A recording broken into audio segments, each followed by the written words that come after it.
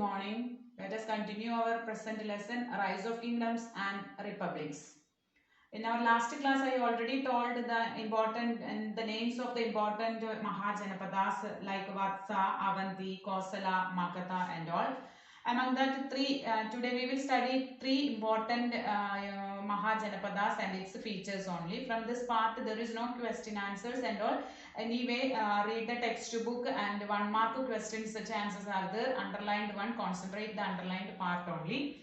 The first Mahajanapada is Kosala, remember. Actually, this is one of the most important kingdom during the 6th century BCE. And Kosala comprised 3 great cities were there under the Kosala. The names of the cities were Ayodhya, Saketa and Shravasti. Remember once again, Ayodhya, Saketa and Shravasti.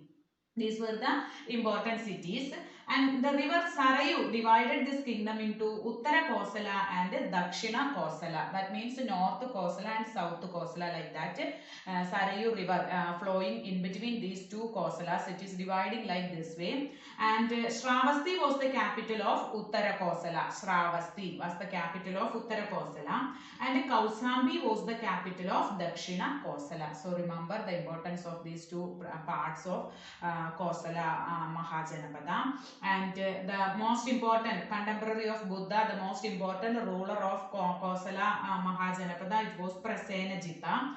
He was educated at Takshashila University and was able to make Kosala a formidable kingdom, the most powerful kingdom. Kosala became the most powerful kingdom or Mahajanapada under the period, under the kingship of Prasenajita. So remember. Next is Vatsa, and it was situated along the banks of the river Yamuna and had its capital is Kausambi and near Allahabad. The capital was Kausambi near Allahabad. Remember the present Allahabad.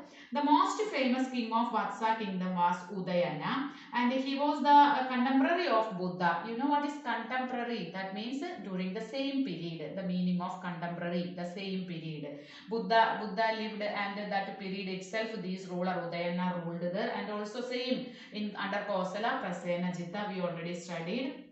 And Pradyota of Avanti and Bimbisara and Ajatashatru of Magadha. These were the contemporary rulers, and all these rulers contemporary of Buddha during the same period. And the next Mahajanapada is Avanti. Avanti was one of the most powerful Mahajanapadas during the 6th century BC. Means among these Kosala, Vatsa, Avanti, comparing with Kosala and Vatsa, Avanti is more powerful, and it is the almost roughly corresponds to Ujjain region together with the part of Narmada Valley. And this Janapada was divided into 2 parts by Vindhyas. Vindhyas means it's a mountain range, Vindhya and Satpura. And the northern part drained by Shipra had its capital at Ujjain. And the south part it was had the center of Mahishmati. Remember I wrote here 2 parts divided by the Vindhya ranges or Vindhya mountain ranges. North part it was Shipra, capital Ujjain, south part Mahishmati. And in the 6th century BCE, a powerful king named Pradyota, and who was ruling over Avanti, and he made himself powerful, and also he married Vasavadatta, daughter of Udayana. We studied that the Udayana, ruler of Vatsa. So they were related between them through married relationship and all.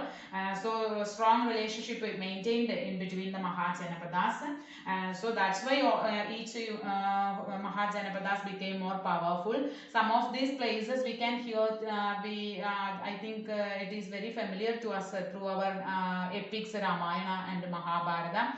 I hope that you heard about this place Ayodhya, the birthplace of Rama, and Avanti, the Avantika, daughter of the ruler of Avanti. Many more these rulers and these parts and also Mahishmati. It's recently you heard one of the movie it is mentioned there. So these places were there and related as during this period 6th century BCE. Just to read this part, 1 mark questions only important. There is no question answers. Anyway, want to understand this one. Okay, thank you.